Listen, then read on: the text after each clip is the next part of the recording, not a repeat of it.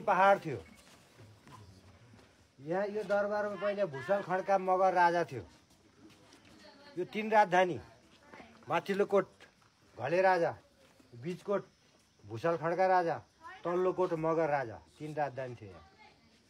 बाबा गोराले कर्कट हुनुभयो, गोर्खा भयो।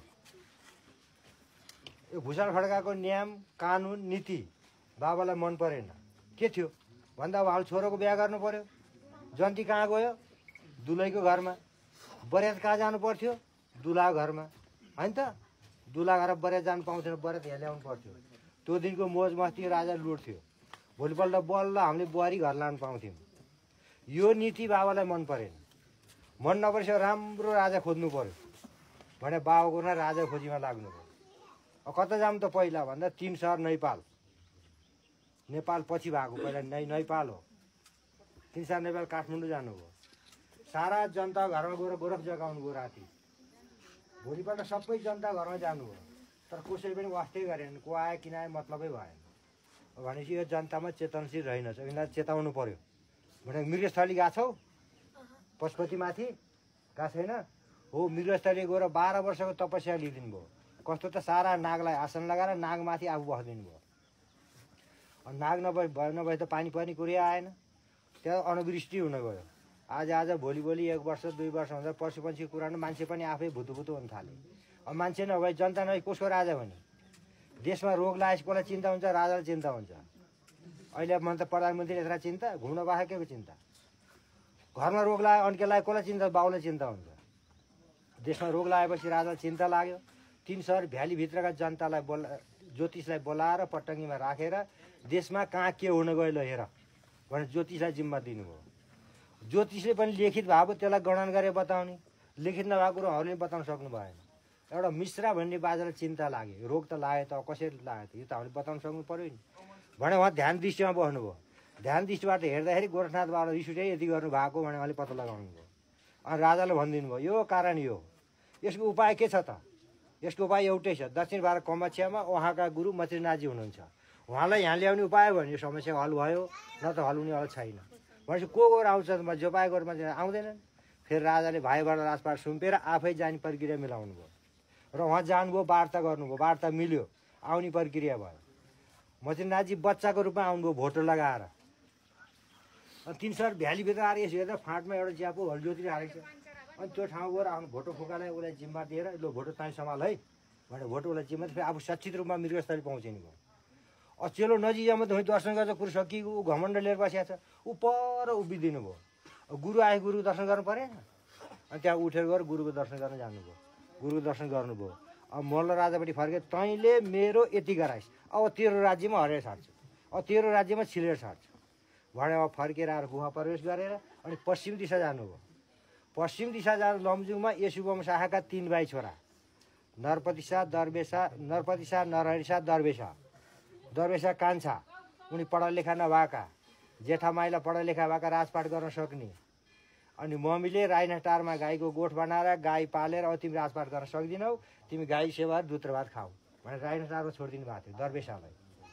अनि बाबा गोर्खा यता दिउँसो 12 बजेसम्म पुग्नुभयो। अब दिउँसो 12 बजेसम्म 9-10 बजे त खाना खाएर भण्डार त खाली हुन्छ। गोरख जगाइदिनु भयो पटङ्गीबाट। उनी त कौशिया 2 तला माथि कौशिया आराम गरिरहेछन्। हेरेको साधु दान पुण्य गर्नु पर्यो। अनि फर्केर आएर भण्डारमा गएर थालमा चाउ जे छ राखेर दिन आउँदै बच्चा मेरो भिक्षा मध्ये मेरो गोरसले भन्नुभयो। त्यो गोरस त सकिएछ महाराज। दही मथ्यो दरबार पठायो, दुई दरबार पठायो, भण्डार खाली छ, चाल जा देख भन्नुभयो। बाबु बाहिर त मान्नै पर्यो। गएर भण्डार गएर हेर्दा त्यो खाली कराई दुधले भरिया रहेछ। गएर हेर्दा बाबा त पटङ्गिया छन्, छोटो सानो छन्, तर उहाँले आफ्नो खप्परहरू झ्यालबाट माथि नै पुर्याइदिनु भयो क्या यसरी। जब खप्पर देख्यो त आश्चर्य मान्यो, यी त सामान्य योगी होइनन्, यी त बाबा गोरखनाथ हुन् भने फर्केर आएर पाउमा दण्डवत गर्यो र सिधै कौशियालाई आसन राख्यो। त्यही दुधमा खिर पकायो। अनि 2 जना खिर मजासँग खाएर बाबा खुसी भएर 3 ढाप मारेर लो आजदेखि गोर्खा राज्य तँलाई भनिदिनु भयो। अब पढा लेखा नभएको मान्छे मूर्ख हुन्छ अरे, ज्ञान हुँदैन अरे। उसले गोर्खामा चाहिँ किन मार? 3 सहर नेपाल पनि मैले पाऊँ उसले भन्यो। तेरो पढा लेखा छैन, तेरो दान पुण्य छैन, तेरो लागि गोर्खा मात्र। र तँदेखि 4औँ राजा केही वीर पुरुषको निस्किन्छ।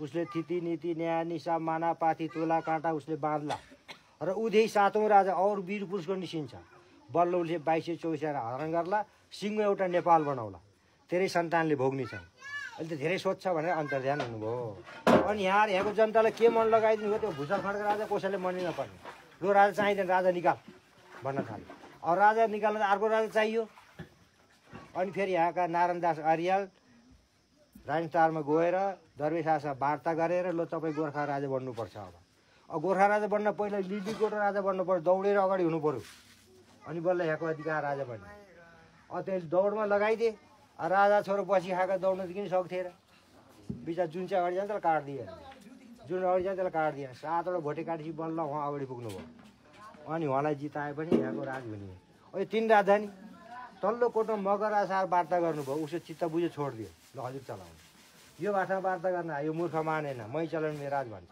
अरू ऊ भाषा वार्ता गर्नुभयो उसको चित्त बुझ्यो छोडिदियो फेरि यो भाषा वार्ता गरेर यो त मान्दैन अहिले त मार्नै पर्यो यसले नमारे 3 राजधानी एउटै भएन यसको सोख भनेको स्त्री र माछा यी दुईटा पाएपछि मर्न पनि तयार हुने हो बुढी गण्डकीमा माझीहरूलाई कुमालहरूलाई लुतो गर्ने ठुलो माछा जिम्दै पक्रिने भनेर आदेश दिए अनि जाल हानेर ठुलो माछा पटङ्गीमा राखेर सरकार माछा हेर्न सवारी हुने भनेपछि बल्ल उसले गद्दी छोड्ने अवस्था हो गद्दीमा राजा मार्न पाइँदैन राजालाई मार्न राजै चाहिन्छ अर्कोले मार्न पाइँदैन ऊ गद्दी नछोड्ने बल्ल माछा भनेपछि ऊ गद्दी छोड्ने अवस्था हो ढोका होचो अझै पनि होचो छ ढोका हेर्नुहोस् न्युरे निक्लिनु पर्यो न्युरे त्यही बेला दरवेशाले काटेर राजपाट गर्नुभएको 1481 अनि बल्ल गोर्खा दरबार भयो गोर्खा थिएन बल्ल प्रकट हुनुभयो गोर्खा भयो अनि दरवेशाले आउनुभयो गोर्खा दरबार भयो अनि कालिका आएपछि गोरख काली मन्दिर यसरी परिणत भएको छ अब 4औं राजा भनेको त रामशाह पर्नुहुन्छ उहाँले तिथि नीति न्याय निशा माना पासी तुला काँटा सबै उहाँले बाँध्नुभयो त्यो बेलासम्म राम राज्य रहेछ भयो केही पनि कानुन नभएको अनि त्यहाँ उहाँदेखि 7औं राजा पृथ्वी शाह पर्नुहुन्छ उहाँले बल्ल 2224 राजा हरण गरेर सिंह एउटा नेपाल बनाउनु भयो ल छोडकरे मैले टुङ्ग्याइदिएँ जय